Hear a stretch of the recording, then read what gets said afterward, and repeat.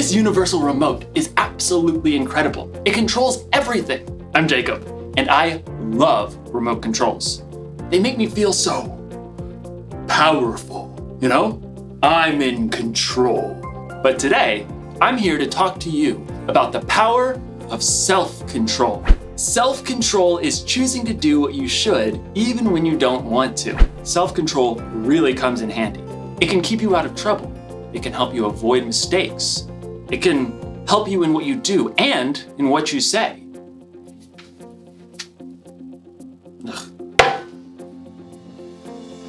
You need self-control to get you through every single... I'm sorry, it's my sister. I told her I was busy right now, and this will only take a second. What? No, I told you that I'm busy. I'm doing the video thing about the self-control. No, but I tell you every time, you can't call me because I'm working here. But you always, sorry, you might want to fast forward this part. Actually, I can fast forward this part. I tell you every single time, I'm already working hard enough, okay?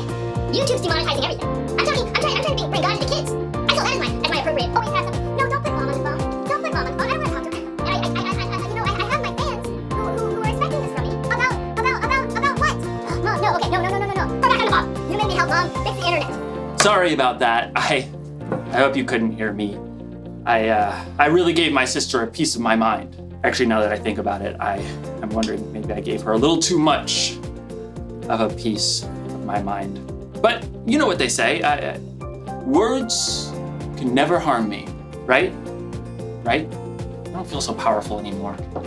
In today's story, we'll learn just how powerful words can be. I'll see you in a bit. I've gotta make a phone call.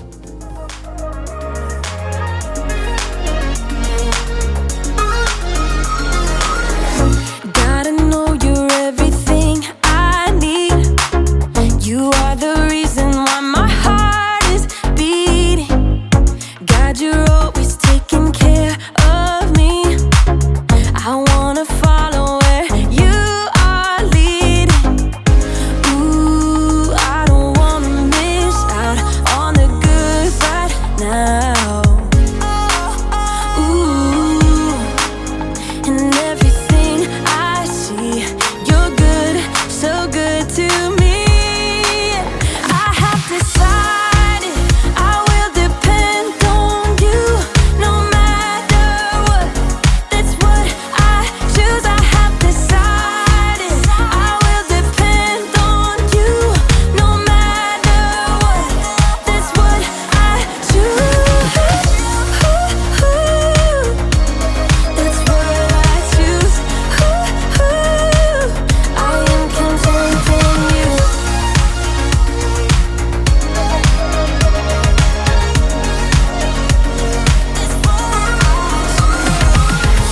Thank you for all that you've given me. You are generous and good forever. Help me share the love you're showing me. I want everyone to know you better. Ooh, I don't wanna miss out on the good right now. Ooh, and everything I see, you're good, so good to me. I have decided I will depend on you no matter what. That's what I choose. I have decided I will depend on you no matter what. That's what I choose. That's what I choose. I am content in you. That's what I choose. I am content in you.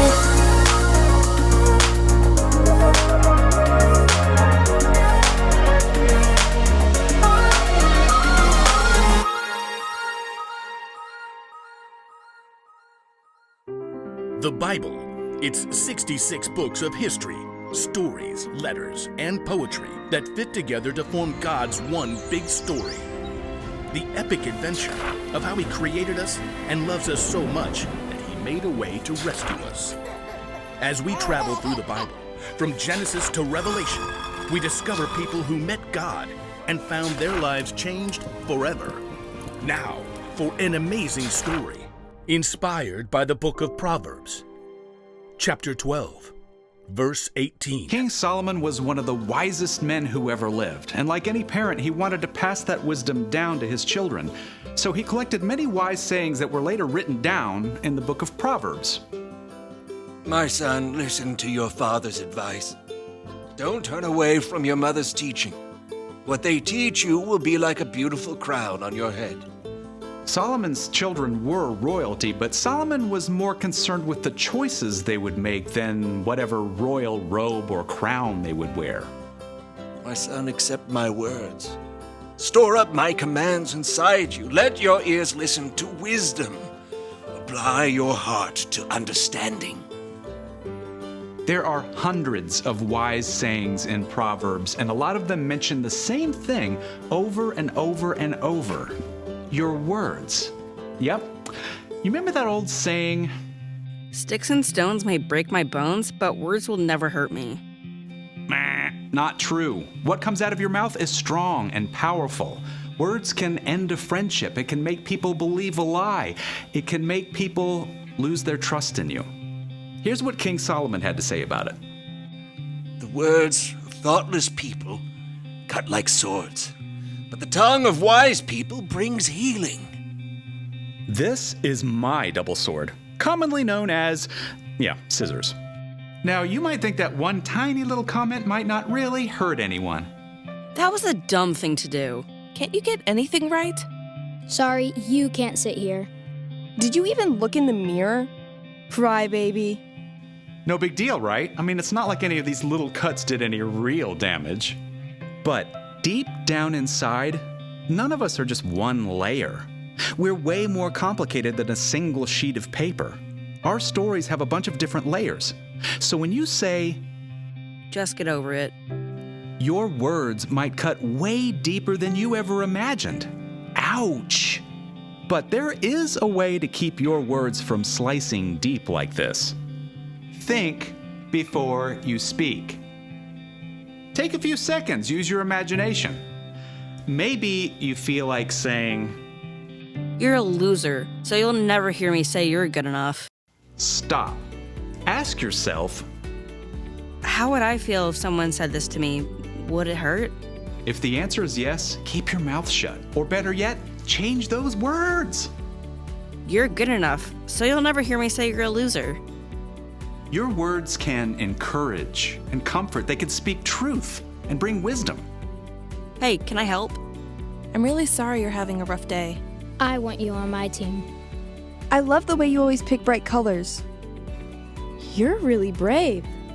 Your words are so strong, they can make someone's day and help heal some pretty deep cuts. In fact, your words are one of the very best ways to fulfill the mission Jesus gave us. Love one another, just as I have loved you. If you love one another, everyone will know you are my disciples. Your words are your superpower. So, before you let a single word out of that mouth today, ask yourself, Is it gonna hurt, or is it gonna help? like Solomon reminds us, the words of thoughtless people cut like swords, but the tongue of wise people brings healing.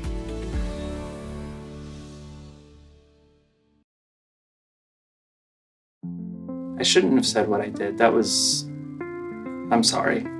I just lost my cool.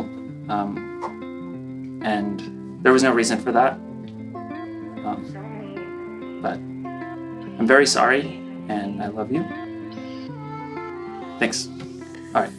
It feels a lot better when you're in control of the words you say. King Solomon had a way with words, so he really knew what he was talking about when he wrote, "The words of thoughtless people cut like swords, but the tongue of wise people brings healing." So if you don't think before you speak, you could really hurt someone. I bet you've been hurt by someone else who didn't think before they spoke. On the other hand, if you do think and you say encouraging words, you can help someone. Maybe you've been helped by someone's encouragement. It's strange how sometimes mouths move faster than our brains. It's like we can't wait to say that perfect comeback or tell that joke about someone that's just going to make everyone else laugh. But instead of fast forward, our words should be moving slow. Jesus had a half-brother named James, and he wrote this: "Everyone should be quick to listen, but they should be slow to speak. They should be slow to get angry." So the next time your mouth is moving fast forward and you think you're about to say something hurtful, slow down. Think about how your words are going to affect other people. Will they cut like a sword or bring healing? And if you absolutely can't think of any healing words to say, you might want to press the mute button. The one thing to remember today is, The one thing to remember today is this: think before you speak. Your words are very powerful, and you get to choose how you use them. This thing is pretty powerful too. SAP. I wonder what that does. Nada parece. Ah, bueno. Hasta luego. Adiós.